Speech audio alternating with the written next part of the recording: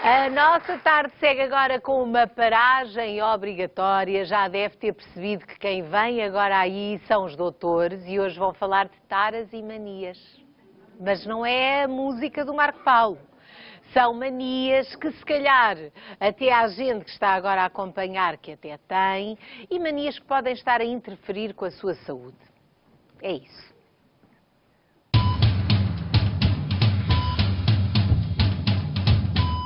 E se eles estavam a chegar, agora estão mesmo aí. Recebam-nos com um aplauso.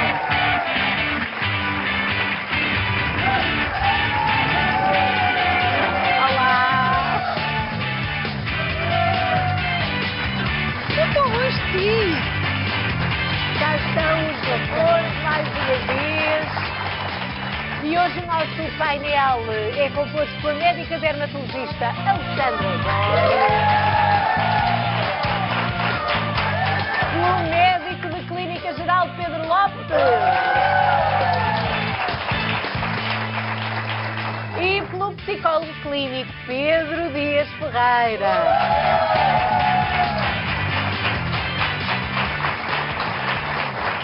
Ora, hoje vão falar de taras e manias. O que são manias? Se pensar bem, se calhar até algumas, até é capaz de ter, e se calhar os seus amigos ou os seus familiares também têm. Nós fomos para a rua e fizemos a pergunta: tem alguma mania? Eu tenho um tico muito mau, que é estar sempre a bater com a perna. E sei que a minha irmã também o tem, por isso eu sei que incomoda bastante. Porque às vezes estou sentada, está quieta, para com isso. Por isso é bastante enervante, é. Trabalhei numa padaria. Estavam sempre a bater com o dinheiro no balcão. É isso que me irritava. É uma mania que as pessoas têm. Mas não era por mal. Ticos diversos, os encolher, coçar as orelhas e tal. Isso é lugar ver-se aí, gente. Mas incomoda-o? A mim não. Não ligo esses pormenores. Quando é barulhos, tossir, cuspir, essas coisas aí, para mim já me incomoda. Eu roía as unhas, meu filho também rói as unhas e acho que sim, que incomodava as pessoas, que não me repreendiam, não é? E fazia alguma coisa para tentar controlar isso? Cheguei a uma certa altura, pintei as unhas e roí ao verniz. Foi solução, nunca mais roí as unhas. Eu, de vez em quando estou sentado, não sei a estudar, sempre a bater com a perna. É um dos tiques que eu tenho. Conheço uma pessoa que sempre que alguma coisa lhe vai a correr bem ou tem uma ideia boa, esfrega assim os mãos com muita força. Basicamente é isso. Faz sempre isso? Faz sempre isso. Aquilo que mais me incomoda, ou que eventualmente me incomodará e detesto ver, é as pessoas roer as unhas. Detesto. Os cabelos também, o arrancar o cabelo, quando às vezes fazem aquele nozinho, também me irrita um pouco. Tenho uma amiga que sempre que bebe café, ela não mete açúcar e no fim mete o açúcar e fica ali a mexer durante muito tempo o açúcar, depois de ter bebido o café. Reparo realmente que há pessoas que têm alguns tiques, realmente na vista, e há outros também estão, lembrei-me agora, sempre... Esse também é um dos tiques que normalmente eu também constato diariamente aí. Incomoda? Incomoda. E então quando são fumadores e que estão com essa característica, incomoda bastante. Ora, a lista é quase interminável, os exemplos são muitos, alguns até se repetem com mais frequência. Aproveitando que temos connosco o Dr. Pedro Dias Ferreira, vamos lá esclarecer. Aqui, do que ouvimos, há por ali umas coisas que podem ser clinicamente consideradas manias, outras não, nem tanto. Claro.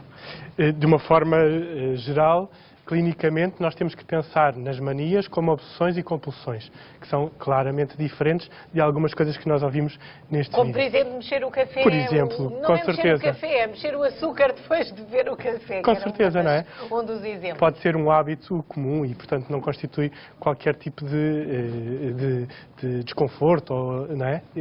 Mas se nós pensarmos manias do ponto de vista clínico, temos que pensar em obsessões e compulsões.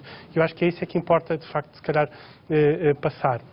Obsessões são exatamente ideias, pensamentos automáticos, coisas que mostram um bocadinho o nosso lado irracional e que, pelo desconforto e pela angústia, depois acabam por se traduzir em compulsões. As compulsões servem para diminuir a ansiedade a propósito destas ideias e destes pensamentos. Portanto, são completamente diferentes são destas coisas questões. que perturbam mesmo a vida das pessoas, Que perturbam. das próprias e dos que estão à volta. Que afetam, claro, temos que pensar na intensidade e na interferência dos sintomas.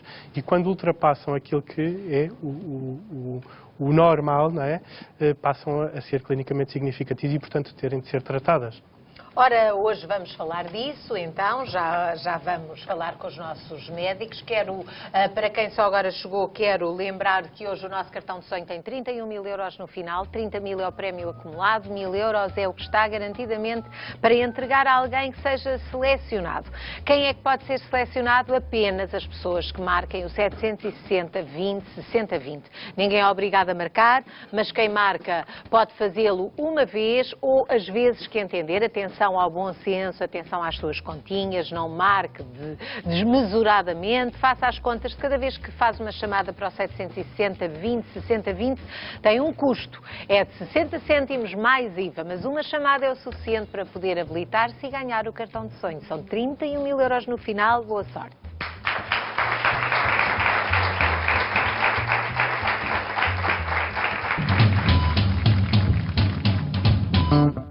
Tricotilomania, sabe o que é? Já a seguir os doutores falam desta mania que é mais comum do que pensamos. E é de manias que falamos hoje, umas mais evidentes do que outras e por isso exigem mais atenção. Por exemplo, as pessoas que têm de ter sempre tudo muito organizado, nos sítios certos, não conseguem sair de casa sem alinhar, por exemplo, as almofadas do sofá. É caso para dizer que é só a mania da organização ou podemos estar, Dr. Pedro Dias Ferreira, perante uma situação assim daquelas complicadas?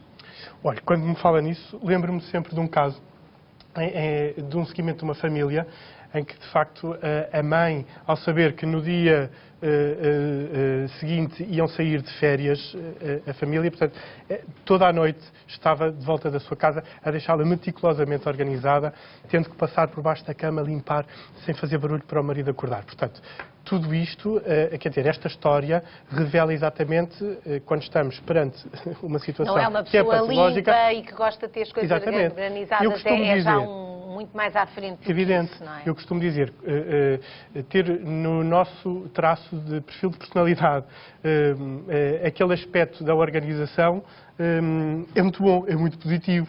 Quando ultrapassa e quando excede aquilo que é o normal, não é? Passa a ser patológico e pode ser, de facto, muito grave.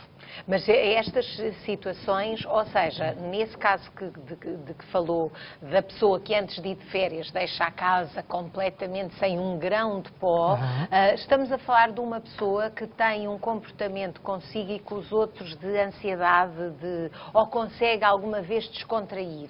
Isso reflete-se depois noutras coisas? É difícil responder exatamente essa questão. Aquilo que nós podemos dizer é que existem sempre alguns traços que nós conseguimos perceber e temos que distinguir exatamente se estamos perante uma situação de uma perturbação obsessiva ou compulsiva. Quais é que são as mais frequentes, aquilo que acontece mais vezes? As obsessões estão muito ligadas às questões da limpeza. Eu diria que as questões da organização também estão sempre muito presentes e são aquelas que são as mais evidentes. Portanto, os medos da contaminação e da desorganização. E estão muito ligadas a questões relacionadas com a angústia, com a ansiedade e, portanto, claro que tem toda a razão quando diz e refere a essa questão de que as pessoas, eventualmente, no trato também são mais ansiosas. Porventura, pode estar camuflada aqui uma questão de uma depressão e, portanto, todos estes mecanismos, estas estratégias são utilizadas pela pessoa para diminuir esta ansiedade e este stress que vão acumulando, não é? Depois, para contrabalançar esta angústia tremenda, existem as compulsões como forma de diminuir esta ansiedade produzida por estes pensamentos. Quando as pessoas decidem fazer coisas? Podem ser pensamentos, podem ser rezas, podem ser contagens, coisas muito ligadas a uma rigidez. Pode ser, por exemplo, lavar as mãos? Ou podem ser comportamentos, lavar as mãos, fechar a organizar, porta, fechar a porta, verificações.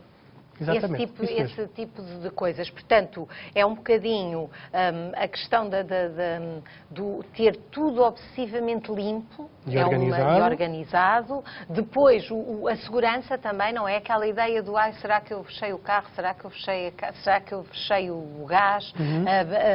E pode também ser, de facto, haver uma mania da perfeição noutro tipo de coisas? Existe claramente. Quando nós não estamos bem connosco e com os outros na nossa vida, nós tendencialmente pensamos sempre que estamos mais desorganizados, mais desatentos, mais tristes, mais ansiosos e, portanto, uma forma de eu estar mais limpo, menos sujo, mais organizado, com mais método, permite-me também sentir-me um bocadinho melhor. E daquela vez resultou. E depois da outra vez vai resultar.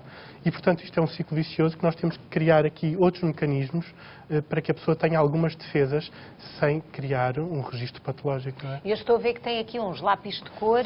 Qual é a intenção de ter aqui esta coleção de lápis? Bom, pode parecer aqui um bocadinho caricato, mas, de facto, pode ilustrar exatamente lá para casa estas questões que, se nós estivermos perante uma situação de um sujeito com uma perturbação obsessiva-compulsiva, com rituais ligados à organização, eu digo-lhe que este paciente não iria conseguir desenhar, pintar com os lápis neste formato. Portanto, ele tem que ter uns lápis muito bem organizados, dentro do seu espaço contigo, não é? E organizado por cores, porque isso também o organiza, isso também o ajuda a organizar-se. Mas, por exemplo, e para não estarmos aqui também, por um lado estamos a chamar a atenção para estes comportamentos, porque às vezes as pessoas podem achar, lá está, que são tiques, são manias, e estar perante uma situação complicada.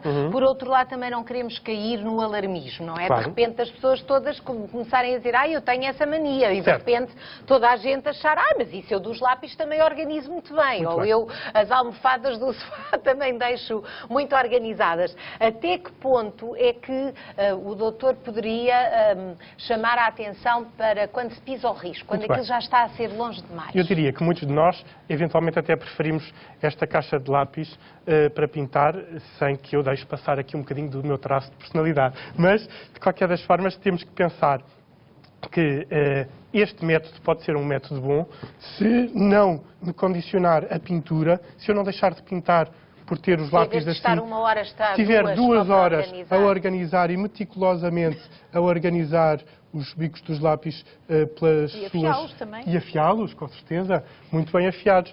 E, portanto, eu diria que, se não for exagerado, é ótimo. Não é? Só que nós estamos a falar numa perturbação, estamos a falar da intensidade da interferência de alguém deste que até sintoma. se esquece do desenho que está a fazer porque está demasiado preocupado com a organização dos lápis, não é? E que em vez de demorar um determinado tempo, demora muito mais. Como é que se lida com isto? Isto trata-se? Diminui-se estas características? A perturbação obsessiva-compulsiva tem de ser tratada e, portanto, tende a crescer e, portanto, a vida a ficar contaminada com estas áreas de desorganização. Portanto, aquilo que eu diria é que tem que ser sempre feito um tratamento farmacológico combinado com psicoterapia e, portanto, a farmacologia ajuda, portanto, do ponto de vista da medicação, ajuda a controlar as questões neurológicas e, portanto, ajuda a diminuir o impulso para este tipo de atos. E a psicoterapia ajuda a perceber exatamente porque este mal-estar e a arranjar estratégias novas para lidar com a sua pode haver uma razão que leva a isto e que ninguém ainda tenha percebido. Podem existir muitas razões. Muitas razões. Ora, como vimos, realmente pode haver nas manias, nos comportamentos obsessivos, vários graus de gravidade, é preciso estar com atenção. E, por exemplo, os pais assumem um papel importante na resolução destes problemas quando as crianças são atingidas por eles. E agora vamos aqui abrir o nosso tempo para uma questão de uma mãe que está preocupada com o comportamento do filho. E ela está, e isto é bom também os nossos espectadores saberem que nós somos seguidos aqui no Boa Tarde de vários sítios do mundo e desta vez estamos via Skype de Londres, onde está a Lúcia Rodrigues, que chegou até nós. E ela, olá Lúcia, boa tarde. Ela tem um caso que quer partilhar com os nossos médicos. Diga, por favor. Olá, boa tarde e obrigada pela oportunidade. Eu queria pôr uma sugestão. O meu filho tem 13 anos, há cerca de 10 ou 11 meses que arranca os pelos das sobrancelhas e pestanas. Faz isto ultimamente frequentemente. Tento procurar informação porque eu não consigo nenhuma sugestão, não consigo nada para ajudar a parar de fazer isto. Estou preocupada com toda a situação. Já arranjou estratégias e truques para resolver esse problema? Sim, já pus luvas de algodão para dormir durante a noite, já pus fita médica nos dedos em que ele usa para arrancar os pelos. E não resolve a situação, não sei mais o que fazer. E ele tem consciência desse problema, Lucy? Ele tem consciência, só que não consegue parar e não sabe bem porque que faz. Portanto, às vezes ralha com ele ou isso nunca acontece?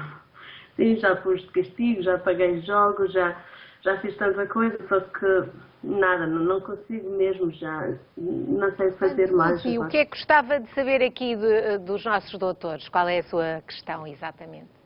Sei lá, se tem outros casos, imagino que não seja caso único, e se houve outros casos, quais foram as soluções para ajudar a parar, controlar, sei lá, qualquer coisa, qualquer ajuda.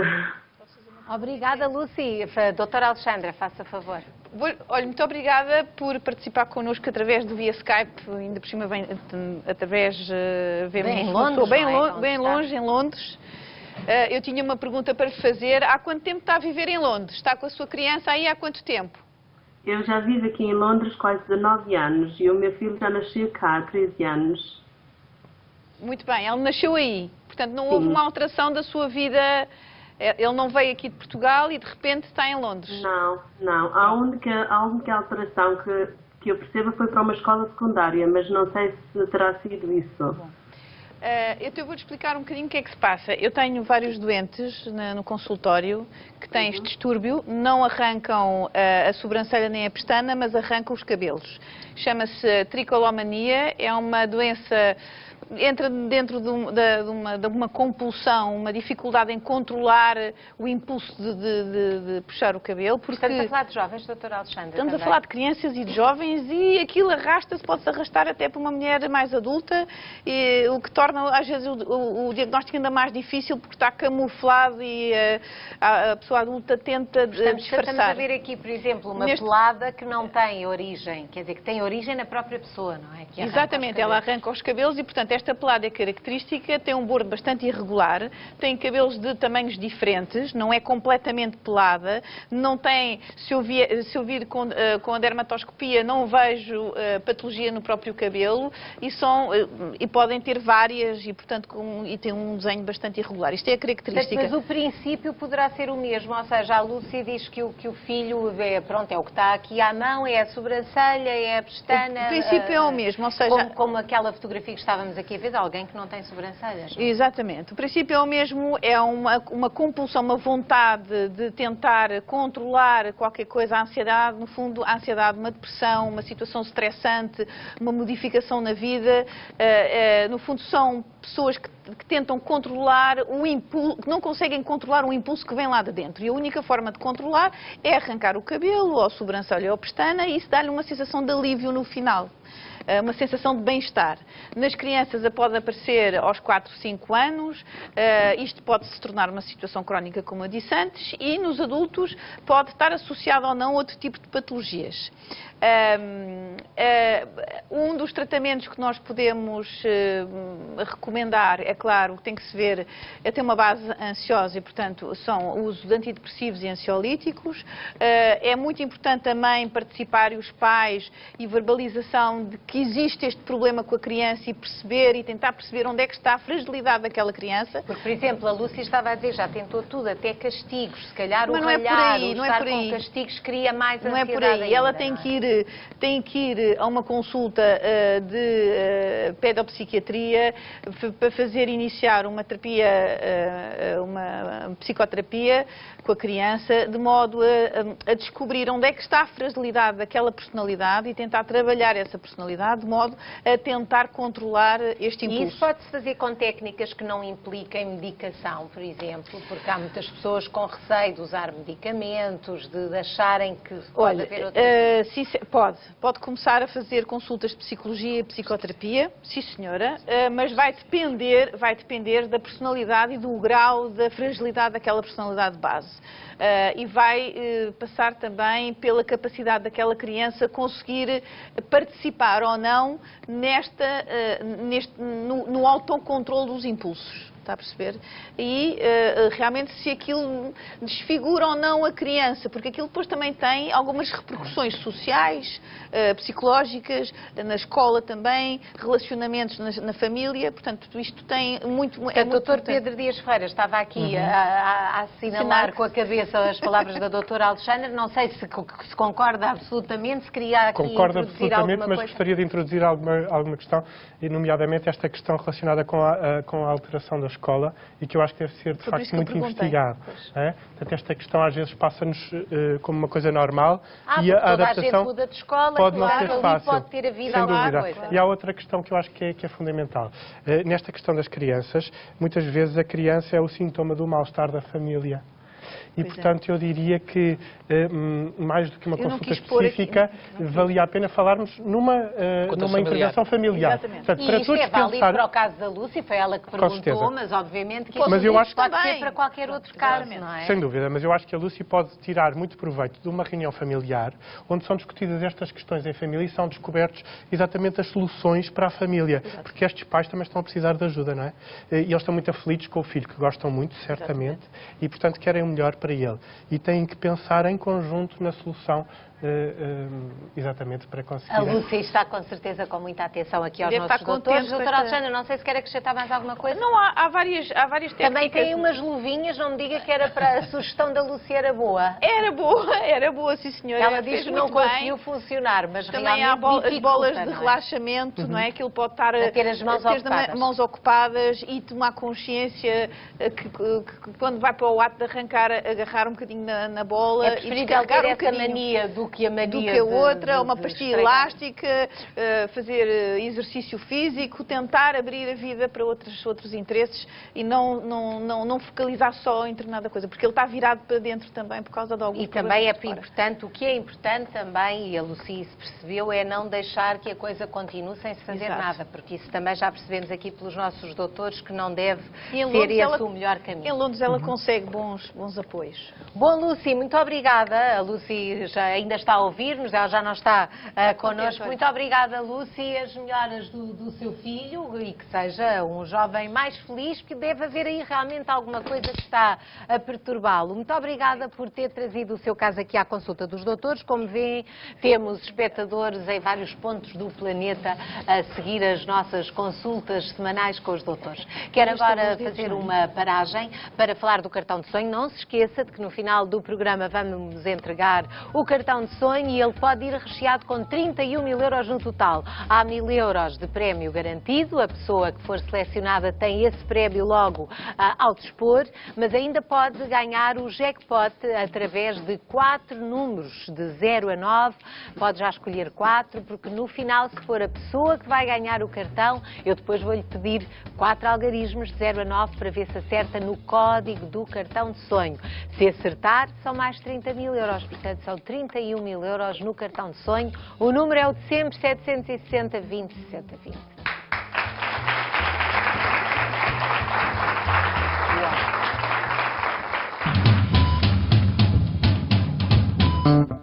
Costuma estalar os dedos, roer as unhas? Já a seguir os doutores explicam estas e outras manias que podem afetar a sua saúde. Para alguns é uma mania, para outros pode ser um barulho muito irritante. O certo é que estalar os dedos é algo muito comum e envolve várias dúvidas. Faz mal, engrossa os dedos, pode deformar os dedos. Dr. Pedro Lopes, estalar os dedos é uma mania que faz mal e que pode fazer mal ou não faz mal nenhum? Faz mais mal a quem ouve e fica incomodado com o estalar dos dedos do que propriamente a pessoa. Exatamente. Ah, é? Estalar os dedos não é o estalar os ossos. Estamos a falar de um ruído que é produzido pela articulação. Eu vou pedir ali a Alexandra para dar a mãozinha ao Oscar, que ele está-se a sentir sozinho. Nós chamamos Oscar a este nosso amigo esquelético. Eu adoro. Quando nós estalamos os dedos das mãos, nós temos várias articulações no nosso corpo. Há articulações que são móveis e o caso das articulações das mãos é um bom exemplo disso. Ou seja, a articulação é uma estrutura que permite o movimento entre dois topos ósseos, entre duas superfícies ósseas. Isto está um bocado bloqueado. Não dá para fazer o estalar. Este desenho que temos aqui é o esquema daquilo que é uma articulação típica. Ou seja, transpondo ali para a mão, temos aqui as duas interfalângicas e temos o exemplo desta estrutura aqui que liga as duas superfícies ósseas, que é a cápsula articular, que é revestida por dentro por uma membrana sinovial que vai produzir um líquido que preenche este espaço. Temos aqui a cartilagem articular, que impede o contacto direto entre os dois topos ósseos, mas no fundo, quando nós estalamos os dedos, o ruído que é produzido não é mais do que o ruído produzido pela cartilagem, que é como se fosse um plástico duro. Ou seja, este ruído que nós temos numa garrafa de plástico, por exemplo... É esse o estalar? É o estalinho da própria cartilagem articular, portanto, desta estrutura, e da variação de pressão pela passagem do líquido de uns compartimentos para os outros. Isto até faz com que a pessoa que estala os dedos normalmente não consiga voltar a estalá-los, voltar a estalá-los logo, imediatamente após ter feito este primeiro gesto uma primeira vez. Mas, doutor Pedro, realmente através desse exemplo da garrafa, se nós fizermos isso a uma garrafa, muitas vezes ela começa a ficar com marcas, não é? Exatamente. E há muita gente que acha, bom, isto deve haver também um efeito semelhante no interior do corpo. Não acontece isso? Não acontece isso. Ou seja, desde que não existam outros sinais associados ao ruído de estalar os dedos, ou seja, se não houver vermelhidão, se não houver deformidade, se não houver tumefação, não existe risco à partida para a articulação. Há vários estudos publicados sobre esta temática, porque é uma coisa que é muito frequente e nenhum deles é conclusivo a dizer estalar os dedos faz mal. E, portanto, é uma coisa que é tão frequente que se houvesse, de facto, uma relação de causalidade entre isso e houver uma doença subsequente, estaria mais do que demonstrada. Pode ser uma mania muito irritante. É verdade. Eu não direi mania neste caso, porque vamos aqui assumir que as manias são mais patológicas, Sim. não é? Mas é um hábito. Um comportamento um bocadinho irritante para os outros, não é? É mesmo. Portanto, mas podemos ficar sossegados. Temos que aproveitar isto também para lembrar que é importante proteger as articulações. Esta estrutura e a integridade da estrutura articular é fundamental para o movimento saudável, para nós nos podermos mexer durante muitos anos e cada vez vivemos mais anos livres de dor.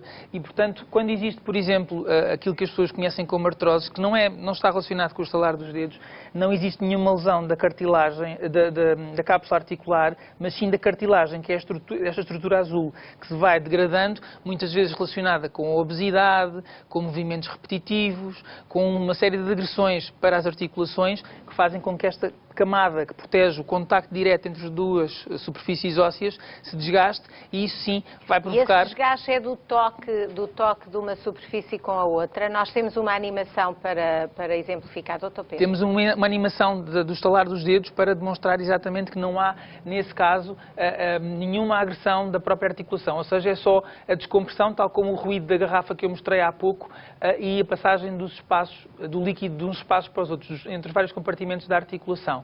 E isto nada tem que ver com aquilo que acontece, por exemplo, numa situação de artrose, que isso sim é uma doença muito relacionada com o envelhecimento. À medida que os anos vão passando, é cada vez mais frequente o aparecimento dessas alterações. Portanto, não só não há problema, como também os dedos não ficam mais grossos por causa disso. Não, mas e já se acontecer agora... é porque não Não é por causa de estalar os dedos, é porque existe alguma situação, provavelmente o excesso de carga ou alguma profissão que exija uma manipulação de pequenas cargas, por exemplo, de forma repetitiva, que esteja a provocar pequenas artroses das articulações, no caso das mãos, das interfalângicas, por exemplo. Portanto, se nós estamos a falar de manias, esta não é uma delas. Não é uma mania perigosa. Não é uma mania perigosa. Ora, muito bem, vamos continuando então a nossa consulta de hoje. No início houve várias pessoas que disseram: ai, a mim irrita-me imenso as pessoas que roem as unhas. E agora, roer as unhas é um hábito, uma mania? O que é certo é que há muita gente que rói as unhas e se nós começarmos a falar disso, todos nós conhecemos alguém que rói as unhas e até nós próprios, não é? Um amigo, um familiar, um conhecido. E temos aqui um testemunho para os doutores, vejam só.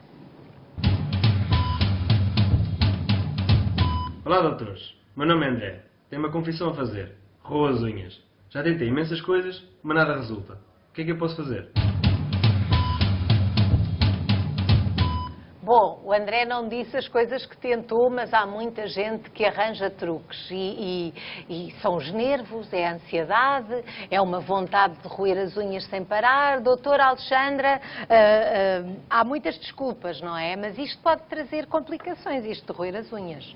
Sim, traz algumas, sobretudo as pessoas às vezes não roem só as unhas, roem as unhas, mais a pelezinha que está à volta das unhas, ou então as duas coisas, as unhas e a pelezinha, e vai fazendo deformações.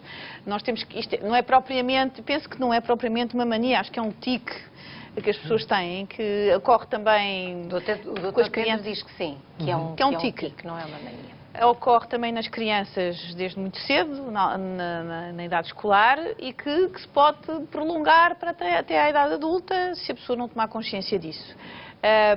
Um dos problemas é que, se roermos as unhas só, não há grande problema, mas se roermos muitas vezes a cutícula à volta, que é aquela pelezinha, que quanto mais tiramos, mais se desenvolve e dá vontade de tirar mais, há uma certa abertura de algumas feridas locais, e como as mãos estão expostas a muitos bichinhos, fungos e bactérias, pode haver uma infecção dessa zona, que chama-se perioníquia, e que pode subir pela mão e dar uma origem a uma infecção maior e mais importante. Isto está aqui demonstrado, realmente há ali sangue, a criança roeu há pouco tempo e abriu um vaso e, portanto, houve ali uma pequena hemorragia. Como vêem, à volta da unha temos muita cutícula, muita pele espessada, boa para roer, e a unha está completamente roída, está dentro da ponta do dedo. O que é que isto vai fazer? Ao final de algum tempo dá origem a algumas deformações digitais da ponta do dedo, e que realmente, ao contrário daquilo que o Pedro falou, de estalar os dedos não faz mal, roer as unhas e a cutícula dá deformação. Portanto, quando a cabeça não consegue controlar, o corpo é que paga, não é? É mesmo, porque as luvas podem ajudar. Neste caso, então tem dicas também para deixar de roer as unhas, porque as pessoas inventam as coisas mais extraordinárias. Tem aí algumas? Tem alguns. Há pessoas que, eu vou falar da mais comum, que toda a gente sabe, que é usar um verniz com um sabor amargo, que se põe na unha todos os dias e que nos faz lembrar quando pomos a unha na boca. Espera lá, sinal de espera lá, isto não é para fazer. Mas a pessoa tem que ter consciência disso e querer realmente deixar de roer as unhas, senão rói as unhas com o verniz e tudo. Entretanto, para aquelas que são mais dedicadas a roer a cutícula, eu recomendo o uso de uns cremes fortificantes e vão amaciando a cutícula e, portanto, tornam aquela cutícula menos apetecível para roer e para arrancar, menos rija. Pronto. Mas depois temos armas mais... começamos das armas mais simples. Podemos usar pensos rápidos para pôr nas unhas, que também socialmente é um bocadinho chato. É uma coisa bonita. Mas, exatamente. Ou umas luvazinhas em casa para poupar... Os dedais. Umas luvazinhas em casa para poupar os pensos rápidos. Mas depois temos assim umas coisas mais drásticas, que são do meu tempo de miúda também, que não me fizeram isso, mas disseram que me poderiam fazer, que uma vez roí as unhas. Então, como é que é? Ou pomos pimenta diretamente nas unhas, mas acabamos por lavar as mãos, aquilo sai, mas melhor ainda é piripiri líquido com uma cotonete e aplicar bem aqui na cutícula e embaixo aqui da unha. Eu acho que a Convenção dos Direitos Humanos não permite isto. Não, é uma boa solução. É a boa solução, porque isto penetra dentro da pele, arde, se estiveres lá a fridar, e vai-te lembrar que não podes...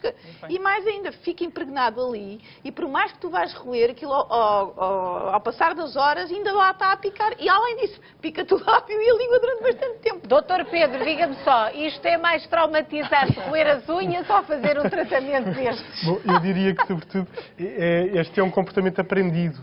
E, portanto, nós também temos que olhar para as mãos da família e perceber como é que a família está. Quem é que rói as unhas ali à volta? Exatamente, não é? porque as crianças também aprendem por modelismo, Exatamente. portanto, por verem fazer. Ora, mas de qualquer modo, esta, como a doutora Alexandra disse, enfim, pode trazer complicações, mas há coisas muito mais graves, conforme o doutor também falou aqui hoje. E depois há ainda, enfim, algumas manias que têm a ver com a nossa alimentação. Não sei se é daquelas pessoas que não conseguem dizer que não a uma bela sobremesa, ou daquelas que não conseguem parar de depenicar os aperitivos até já não restar nadinha no prato, e quando já não tem fome não consegue parar de comer. Se calhar acontece com muita gente que está agora a acompanhar a nossa emissão e que se calhar nem se apercebe disso. Dr. Pedro Dias Ferreira, esta pode-se considerar uma mania ou é algo mais? Vamos lá ver. A perturbação de ingestão compulsiva é, de facto, uma patologia que deve ser tratada. E eu diria que, quando nós não conseguimos expressar o nosso mal-estar, o nosso corpo também fala. E fala desta forma. A perturbação de ingestão compulsiva tem que se explicar que, de facto, é um período em que ocorre um consumo exagerado de comida e existe também uma sensação de falta de controle associada a essa quantidade de comida que se está a fazer. E habitualmente acontece num período em que se faz às escondidas, em que se come mesmo tendo a sensação de estar cheio, em que esta sensação é uma sensação de falta de controlo, Uma pessoa que faz isso não está bem com ela própria? Com certeza que não, não é? Portanto, está a tentar preencher um vazio, como eu costumo dizer, que é da cabeça e do coração com o estômago. E, portanto, sem ter a consciência disso. Sem ter consciência disso. Essa frase é linda. E muitas vezes precisamos primeiro de criar um espaço para contemplar o problema, para perceber que existe este problema, para depois a pessoa aumentar, com o aumento desta competência, desta capacidade, vai se sentir motivado para alterar esta questão. E não há muito também da maneira como as pessoas vivem hoje em dia, nas correrias, no stress, na ansiedade, e de repente apanham ali aquele bocadinho e vingam-se na comida. Isso não tem a ver também com esta sociedade em que nós vivemos? E tu não sei, estou a imaginar se isto seria assim há 5 séculos, por exemplo, que as pessoas tinham vidas tão diferentes, não é? Olha, nós temos à mão de semear muitos apelos para comer, não é? Não tinham recursos para ter tanto acesso a alimentos como nós temos em hoje em dia. Em qualquer sítio, há pacotinhos disto, pacotinhos daquilo, há comida, não é? Todo o tipo de coisas. E coisas que não são próprias. Quer dizer, se fossem cenourinhas e uns tomatinhos, uma frutinha, mas não é esse tipo de coisas. Mas o chocolate também faz bem. E muitas vezes, quando estamos mais ansiosos, quando não temos tempo para exatamente estar calmos, tranquilos, um chocolatinho ajuda. E uma coisa é um miminho, outra coisa é um exagero. Exatamente. E, portanto, a quantidade aqui é fundamental, o momento em que se faz, e depois perceber que estes períodos são períodos que têm que acontecer pelo menos 2 vezes por semana, durante pelo menos 6 meses, e são períodos muito intensos e que causam grande desconforto e mal-estar. E esses distúrbios, doutor, são muito difíceis de tratar quando a coisa ganha proporções Quando a coisa ganha proporções complicadas é sempre difícil de tratar. E nós temos que chamar exatamente vários parceiros ao trabalho da ingestão compulsiva, porque habitualmente com a comida, com a quantidade de comida exagerada que se come, não é possível continuar a ter um peso normoponderal. E, portanto, eu diria que rapidamente se evolui para uma questão de uma obesidade e, portanto, com todas as comorbilidades médicas que acarretam estas questões. Portanto, eu penso que é, de facto, urgente trabalharmos esta questão e não pensar que é só aquele momento em que o adolescente ou a criança, ou até mesmo o pai ou a mãe, vão à cozinha e comem mais ao final do dia e, eventualmente, até isto já acontece sozinhos no recato e no silêncio da casa. Estar com atenção. É estarmos, de facto, muito alerta, porque é silenciosa. E depois vamos ver mais tarde exatamente este corpo a mostrar-se só pelo corpo, e a pessoa é esquecida e, portanto, a pessoa não pode ser esquecida. E este alerta que o Dr. Pedro Dias Ferreira está a fazer, Dr. Pedro Lopes, acaba por ser um bocadinho comum a todas as manias ou tiques de que falámos aqui hoje, não é? Que o mais importante é detectar o mais rapidamente possível e tomar consciência, porque quanto mais se deixa avançar, mais complicado é atacar. É, uma das áreas em que eu trabalho é justamente na área da gestão de peso, e uma das coisas mais frequentes que muitas vezes as pessoas que me procuram não têm muito desperta é a componente emocional, afetiva muitas vezes, relacionada com a sua apetência, compulsão ou mesmo adição alimentar. E esse é um aspecto que é muito importante ser trabalhado. E é justamente por isso que eu trago aqui uma sugestão de leitura, que foi um livro que foi lançado este sábado, dia 24, sobre como vencer a fome emocional. É um livro que é muito interessante porque aborda a gestão do peso numa perspectiva multidisciplinar, ou seja, mais do que a questão da dieta, do plano alimentar, do plano de exercícios, mais do que todas essas questões, que as pessoas estão muito atentas a elas, debruça-se também muito sobre a questão da componente emocional, não só subjacente à compulsão alimentar, como que o próprio processo de gestão de peso acaba por trazer à própria pessoa. Muitas pessoas comem porque a sua vida não está suficientemente organizada, têm distúrbios, disfunções várias, que não conseguem identificar, nas quais provavelmente nunca pensaram e que nunca trabalharam, e que se calhar se nós trabalharmos também essa vertente, acabamos por conseguir muito melhores resultados do ponto de vista de gestão alimentar, de gestão de peso. Este é um livro da Teresa Branco, que fez programas conhecidos como o Toca a Mexer, o Peso Pesado, e de facto é um livro muito interessante e que vem um bocadinho em contracorrente, porque se nós formos agora a uma livraria, nesta altura da proximidade do verão, encontramos muitos livros de dietas, mas este não é um livro de dietas, é um livro que fala sobre essa problemática da gestão de peso de uma forma diferente, muito emocional, muito emotiva, e é uma sugestão de leitura que eu acho que é muito interessante. Quando as pessoas estão muito desorganizadas a vários níveis, não é? A comida vai à boleia disso tudo, não é? E, portanto, mais difícil é combater. É preciso ganhar consciência, é isso que esse livro também faz, é a sua proposta. Exatamente. Ora, muito bem, entretanto, temos, já que o Dr. Pedro Lopes falou disto, temos para oferecer aqui 10 livros a 10 fãs dos doutores. Se quiser ligar agora mesmo para o 707-200-250, recebe logo um exemplar deste livro da nutricionista Teresa Branco, Como Vencer a Fome Emocional. É uma sugestão do nosso médico de clínica geral. Se quiser receber um destes livros em casa, então ligue o 707-200-250 e aproveite, porque isto só dá para os primeiros 4 ou 5 minutos, porque eles desaparecem num instante. Está a imaginar, não é? Toda a gente a marcar, desapareceram os livros. Se calhar até já nem há a esta hora. Talvez não. São uns minutinhos para tomarmos nota dos contactos. E por hoje temos de despedir-nos dos doutores. Na próxima semana cá estarão eles com mais assuntos, mais conselhos médicos, com certeza do interesse de todos nós. Pode sempre enviar dúvidas e sugestões por escrito ou em vídeo para os doutores@sic.pt, partilhar connosco as suas dicas e as suas sugestões de bem-estar. É tudo bem-vindo, desde que se mantenha connosco. Nós agradecemos e é para isso que cá estamos. Uma salva de palmas para os doutores.